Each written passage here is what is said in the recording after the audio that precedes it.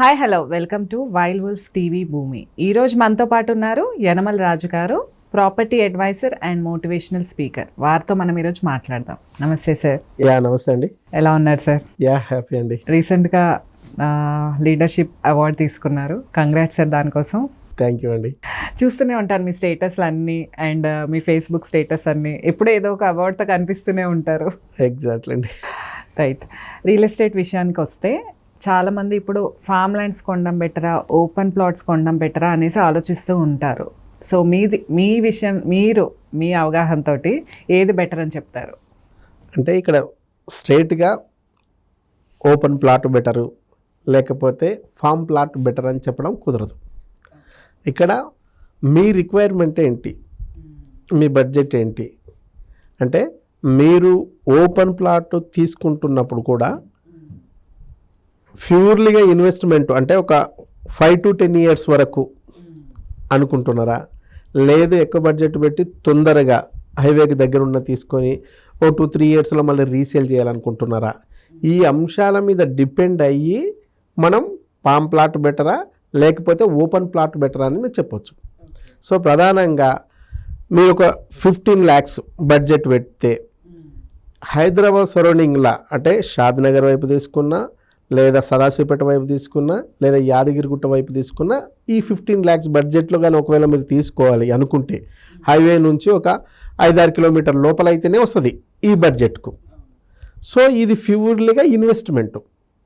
So ఈ ఇన్వెస్ట్మెంట్తోనే plot తీసుకోవాలనుకుంటే నా అడ్వైజ్ ఏంటంటే అట్లా ప్లాట్ తీసుకోవడం కంటే కూడా ఫామ్ ల్యాండ్ తీసుకోవడం బెటర్. ఎందుకంటే ఈ 15 lakhs బడ్జెట్లోనే ఫామ్ ప్లాట్ అయితే దాదాపు మీకు ఒక 5 గుంటలు వచ్చే అవకాశం ఉంటుంది. సో అట్లా 5 గుంటలు 3 గుంటలు వస్తే మీకు ఇక్కడైతే 150 square yard లోపే వస్తుంది.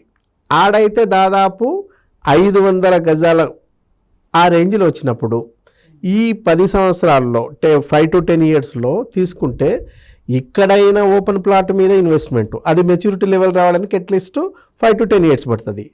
అక్కడ తీసుకున్నది కూడా ఏదైతే పామ్ ప్లాట్ ఉందో అది కూడా కంపల్సరీ 5 to 10 yearsలో మెచ్యూరిటీ అవుతుంది. సో ఈ మెచ్యూరిటీ లెవెల్ అయినప్పుడు చూసుకున్నప్పుడు ఈ 150 గజాల మీద ఓ 3,000-4,000 పెరిగితే ఆడ దాదాపు 500 గజాల మీద అదే 3-4 పెరిగినప్పుడు మీకు చాలా ప్రాఫిట్ వచ్చే అవకాశం ఉంది కదా. అవును, అక్కడ కాబట్టి ఎక్కువగా ఈ ఈక్వేషన్లో చూసినప్పుడు ఓపెన్ ప్లాట్ కంటే కూడా ఫామ్ ప్లాట్ ఏదైతే ఉందో అది తీసుకోవడం చాలా బెటర్. పైగా మనం గుంటల్లో తీసుకోవడం వల్ల అక్కడ మీకు రైతు బంధు లాంటిది, లేదా ప్రమాద బీమాకు సంబంధించిన లాంటిది, లేదా సెంట్రల్ ఇచ్చే కిసాన్కి సంబంధించింది, ఇట్లా ఈ ప్రాఫిట్లు కూడా మనకు ఉంటాయి, బెనిఫిట్స్ ఉన్నాయి, ఈ బెనిఫిట్స్ ఉంటాయి. కాబట్టి ఇక్కడ మీరు ఓపెన్ ప్లాట్ కంటే కూడా ఈ బేస్లో ఈ ఈక్వేషన్లో చూసినప్పుడు తీసుకుంటే ఫామ్ ల్యాండే చాలా బెటర్. దాంతోపాటు మీకు ప్రధానంగా ఈ 5 గుంటల లాంటి దాన్ని ఏదైనా ప్లాన్ చేసుకోగలిగితే అక్కడ మీరు మొక్కలు లాంటివి కూడా పెట్టుకోవచ్చు, లేదా ఎవరైనా చిన్నపాటి రైతు పక్కల వాళ్ళతో మాట్లాడుకోగలిగితే దాన్ని కూడా రెంట్కి ఇచ్చుకోవచ్చు, అది మామూలుగా కౌలుకి ఇచ్చుకోవచ్చు. సో ఈ బేస్లో చూసినప్పుడు ఇది ఉంటుంది.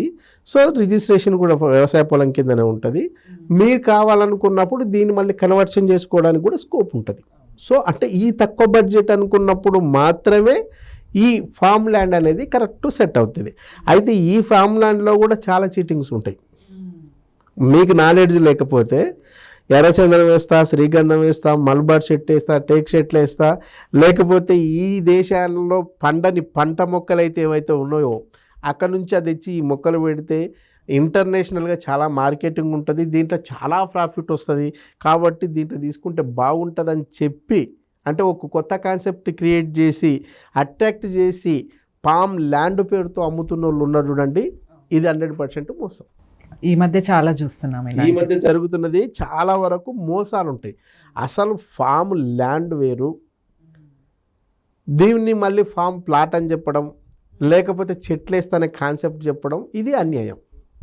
కాబట్టి మీరు తీసుకోవాలంటే ప్యూర్లీగా ఫామ్ ల్యాండ్ మాత్రమే తీసుకోండి. ఫామ్ ల్యాండ్ని మళ్ళీ ఫామ్ ప్లాట్గా అన్నది అసలు మోసం. ప్లాట్ అంటే ఏం చేస్తున్నారు, గజాల్లో రేట్ చెప్పి గజాల్లో అమ్మేస్తున్నారు. రిజిస్ట్రేషన్కి వచ్చేసరికి ఏం చేస్తున్నారు, గుంట కింద రిజిస్ట్రేషన్ చేస్తున్నారు. చెప్పడం ఫ్లాటు, రిజిస్ట్రేషన్ ల్యాండ్ గుంట. ఇది మోసం కదా.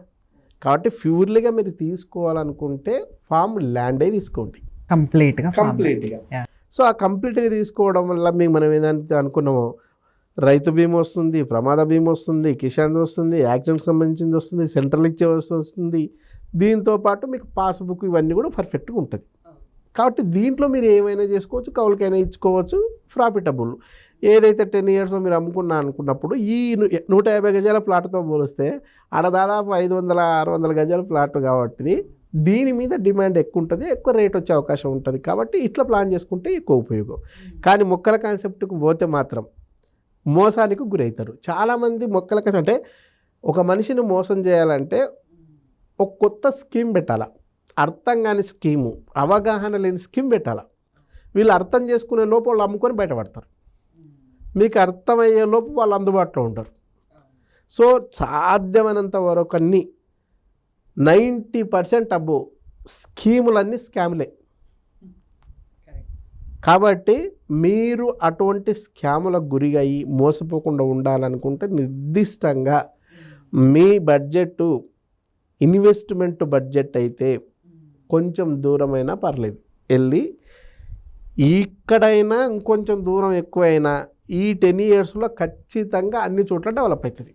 అన్ని చోట్ల డెవలప్ అయినప్పుడు 150 గజాల ప్లాట్తో పోలిస్తే 500కు అబోవ్గా ఉన్న ఏదైతే గుంటల కింద ఉందో దాన్ని కన్వర్ట్ చేస్తే గజాల కింద కన్వర్ట్ అయినప్పుడు దాదాపు 500 గజాలు 605 గజాలు ఈ రేంజ్కి పోయినప్పుడు రేటు దీని మీద పెరుగుతుంది. ఎక్కువ స్క్వేర్ యార్డ్ మీద ఉంటుంది కాబట్టి ప్రాఫిటబుల్ మీకు ఎక్కువ ఉంటుంది. కాబట్టి ఓపెన్ ల్యాండ్ లేదా దాన్ని ఫామ్ ల్యాండ్ అనుకోండి. ఓపెన్ ప్లాట్ కాకుండా ఫామ్ ల్యాండ్, గుంటల కింద వ్యవసాయ పొలం. 1 ఎకరా అంటే 40 గుంటలు, 1 గుంట అంటే 121 గజం. దీని బడ్జెట్లో మీరు పెట్టే ఈ 15 లక్షల బడ్జెట్తో తీసుకుంటే అక్కడ దాదాపు 300 నుంచి 600 గజాలు వచ్చే అవకాశం ఉంటుంది. దాన్ని బేస్ చేసుకొని ప్లాన్ చేసుకుంటే ఈ అగ్రికల్చర్ ల్యాండ్ ఏదైతే ఉందో అది బెటర్. అట్లా కాకుండా ఒకవేళ మీ బడ్జెట్ ఎక్కువ ఉండి మేము ఒక 2 ఇయర్స్కో 3 ఇయర్స్కో అమ్ముకోవాలనుకుంటే మాత్రం అప్పుడు మీరు ఫామ్ ల్యాండ్ మీద పెట్టకండి. ఎక్కువ బడ్జెట్ ఉన్నప్పుడు ఫామ్ ల్యాండ్ కింద పెట్టకండి. మీకు ఎక్కువ బడ్జెట్ ఉంది కాబట్టి హైవేకి దగ్గరలో తీసుకోండి. హైవేకి దగ్గరలో తీసుకున్నప్పుడు మీ అవసరం ఎప్పుడు ఏమున్నా రీసేల్ అవుతుంది, అది మీకు తోడుగా ఉంటుంది. కాబట్టి దాన్ని బేస్ చేసుకొని ప్లాన్ చేసుకుంటే ఎక్కువ ఉపయోగం. సో ఎక్కువ బడ్జెట్ అన్నప్పుడు ప్లాట్ తీసుకోమంటారా సార్, ఫామ్ ల్యాండ్ పైన ఇన్వెస్ట్ చేయమంటారా? ఎక్కువ బడ్జెట్లో కూడా మీకు క్లారిటీ అంటే ఎక్కువ బడ్జెట్ ఉన్న కూడా ఫామ్ ల్యాండ్ తీసుకోవడంలో తప్పేం లేదు. ఎక్కువ బడ్జెట్ ఉన్నప్పుడు ఫామ్ ల్యాండ్ అంటే ఎకరాల కిందకి వెళ్తాం. ఎకరాల కిందకి వెళ్తే కూడా కొంచెం రోడ్ బిట్ లాంటి ప్లాన్ చేసుకున్నాను అనుకోండి, ఏడ తీసుకున్నా సరే రీసేల్ అవుతుంది. అట్లా అంటే మీరు పర్ఫెక్ట్గా గుర్తుపెట్టుకోవాల్సింది ఏంటంటే తక్కువకు వస్తుందని చెప్పేసి ఇన్వెస్ట్మెంట్లో ఎక్కువ ప్లేస్ తీసుకొని 2 ఇయర్స్కే అమ్ముకుంటా అంటే వర్కౌట్ కాదు. ఎందుకంటే దానికి ఇంకా మెచ్యూరిటీ లెవెల్ రాలా. మెచ్యూరిటీ లెవెల్ రాకముందే నువ్వు రీసేల్ కోరుకుంటే అప్పుడు నీవు ఇబ్బంది పడే అవకాశం ఉంటుంది, అంత ప్రాఫిట్ రాకపోవచ్చు. ఎగ్జాక్ట్లీ. కాబట్టి మీకు ఒకటే తీసుకునేటప్పుడే మీకు ఏదైనా కన్ఫ్యూజ్ ఉంటే ప్రాపర్టీ కన్సల్టెంట్ ఎవరైతే ఉన్నారో, అడ్వైజర్స్ ఎవరైతే ఉన్నారో వాళ్ళ దగ్గర డిస్కషన్ చేయండి. ఎందుకంటే they are expert in that. చాలా డీల్ సంబంధించిన మీ ఫీల్డ్లో మీరు ఎక్స్పర్ట్, కానీ ఈ రియల్ ఎస్టేట్కి సంబంధించిన దాంట్లో మీరు ఎక్స్పర్ట్ కాదు కదా. కాబట్టి ఎక్స్పర్ట్ తోటి ఒకసారి కూర్చొని మీ రిక్వైర్మెంట్ ఏంటి, మీ బడ్జెట్ ఏంటి, దేని అవసరాల ప్రాతిపదికన తీసుకుంటున్నారు, ఎప్పుడు అమ్మేయాలనుకుంటున్నారు, ఇవి డిస్కషన్ చేస్తే కరెక్ట్ సజెషన్ ఇవ్వడానికి అవకాశం ఉంటుంది. కాబట్టి ఫామ్ ల్యాండ్ మంచిది, అది కూడా మీ రిక్వైర్మెంట్ మీద డిపెండ్ అయి ఉండాలి. ఇప్పుడు ఒకవేళ 1/2 ఎకరనో తీసుకున్నారనుకోండి, దాన్ని కాపాడడానికి ఎవరు ఉండాలి? తీసుకెళ్ళి ఒక జంటను అక్కడ పెడితే వాళ్ళు వ్యవసాయం చేస్తారు. వ్యవసాయం లాభసాటే కాదు కదా, కానీ మీరు తీసుకున్న పర్పస్ వేరు కదా. కాబట్టి అలాంటప్పుడు మీరు 1 ఎకరం 1/2 ఎకరం ఇండిపెండెంట్గా తీసుకుంటే మళ్ళీ దాన్ని కాపాడుకోవడం కూడా కష్టం. అదే మీకు ఫామ్ ల్యాండ్ ఉందనుకోండి, వాళ్ళు ఒక 50 ఎకరాలు 100 ఎకరాలు ప్రొక్యూర్ చేసి ఉంటారు. దాంట్లో మీరు ఎకరా తీసుకున్నా, హాఫ్ ఎకరా తీసుకున్నా, పావు ఎకరా తీసుకున్నా, 5 గుంటాస్ తీసుకున్నా సెక్యూరిటీ ఉంది అక్కడ. సో మీ ప్రాపర్టీకి సంబంధించింది లేదు, మీరు రేపు వీకెండ్ లాగిపోయి ఎంజాయ్ చేయాలనుకున్నా కూడా దానికి సెక్యూరిటీ ఉంది, వాళ్ళు మీరు వెళ్ళి రిఫ్రెష్ కావచ్చు. ఈరోజు స్వచ్ఛమైన గాలి లేక చాలామంది ఇబ్బంది పడుతున్న వాళ్ళు ఉన్నారు. వీకెండ్కి ఎక్కడికో వెళ్ళే బదులు మన ఫామ్ హౌస్కి వెళ్తే అదో తృప్తి కదా. అవును, అట్లాగే ఫ్యామిలీతో కలిసి అక్కడే వంట చేసుకుని హ్యాపీగా ఉంటే ఇంకా సూపర్ కదా. ఇప్పుడు చాలా మంది అదే ఈ కల్చర్ పెరుగుతుంది కాబట్టి, అంటే ఇంతకుముందు ఉమ్మడి కుటుంబ వ్యవస్థ ఉండేది, ఎక్కడ ఉన్నా అదొక మన ఖాందాన్ అంతా ఒక రాజ్యం లాగా ఉండేది. ఇప్పుడు అన్నీ కూడా న్యూక్లియర్ ఫ్యామిలీస్ వచ్చిన తర్వాత హస్బెండ్ వైఫ్, ఒక పాప ఒక బాబు, ఈ నలుగురు మొహాలను చూసుకుంటూ ఏమి ఎంజాయ్ చేస్తారు. సో స్వచ్ఛమైన గాలి కూడా లేక హైదరాబాద్ లాంటి ప్రాంతాల్లో ఇబ్బంది పడుతున్న తరుణం ఉంది కదా.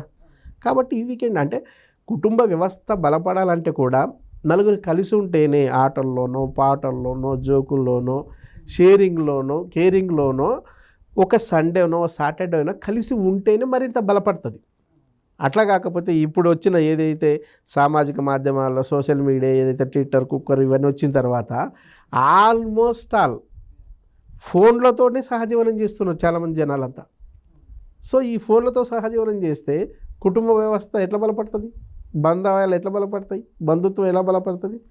కాబట్టి అట్లీస్ట్ ఈ వీకెండ్కి ఇటువంటి దాన్ని కూడా ఎంజాయ్ చేయడానికి బలపడడానికి అవకాశాలు ఉంటుంది. కాబట్టి అది ఎక్కడో పోయే బదులు మన ప్రాపర్టీలోనే ఎంజాయ్ చేస్తే ఇంకా హ్యాపీ కదా. అవును, మన పల్లెటూరులో అంటారు, అరే మన పొలంలో కారం పొడితో తిన్నా ఎందుకు మస్తు టేస్ట్ ఉంటుంది, చికెన్ బిర్యానీలో తినేదానికంటే కూడా పంట పొలంలో మన పంట పొలంలో గోంగూర పచ్చడితో తిన్న అత్యంత అద్భుతంగా అనిపిస్తుంది. గట్టు మీద కూర్చొని గట్టు మీద కూర్చొని తింటే ఎంత హ్యాపీ అనిపిస్తుంది. మన అనే ఫీలింగ్ ఉంటే మైమర్చిపోతాం, కాదనిపిస్తే ఏదైనా ఇబ్బంది అనిపిస్తుంది. కాబట్టి దీన్ని కూడా అట్లా కూడా వాడుకోవచ్చు. మీకు స్పష్టమైన అవగాహన ఉండాల్సింది ఒకటే ఏంటంటే మీ రిక్వైర్మెంట్ ఏంటి, మీ బడ్జెట్ ఏంటి, తర్వాత ఎప్పుడు అమ్మేయాలనుకుంటున్నారు, ఏ పర్పస్తో తీసుకోవాలనుకుంటున్నారు, లేకపోతే ఇప్పుడు తీసుకున్న దాని మీదనే మళ్ళీ ఇన్కమ్ ఏమైనా జనరేట్ కావాలా, అటువంటి కాన్సెప్ట్ కూడా చాలా ఉన్నాయి. సో ఏదైనా ఇన్వెస్ట్మెంట్ పెట్టాలనుకున్నప్పుడు 1కి 4 సార్లు ఎక్స్పర్ట్స్తో మాట్లాడిన తర్వాత నిర్ణయం తీసుకుంటే మీ అవసరాలకు ఉపయోగపడుతుంది. లేకపోతే మీకున్న కొద్దిపాటి జ్ఞానంతో పోతే సొంత నిర్ణయాలు తీసుకుంటే ప్రాబ్లమ్స్, సొంత వైద్యం వంటికి మంచిది కాదన్నట్టు ఉంటుంది కొంత. అది కరెక్ట్. కాబట్టి అట్లా ప్లాన్ చేసుకుంటే ఎక్కువ ఉపయోగం. సో బడ్జెట్ని బట్టి వాళ్ళ రీసేల్ ఏమనుకుంటున్నారు దాన్ని బట్టి స్పష్టమైన అవగాహన లేకపోతే ఒక ఎక్స్పర్ట్ని కలవడం మంచిది. సో ఖచ్చితంగా ఫామ్ ల్యాండ్ తీసుకోవడం మంచిది. Thank you sir.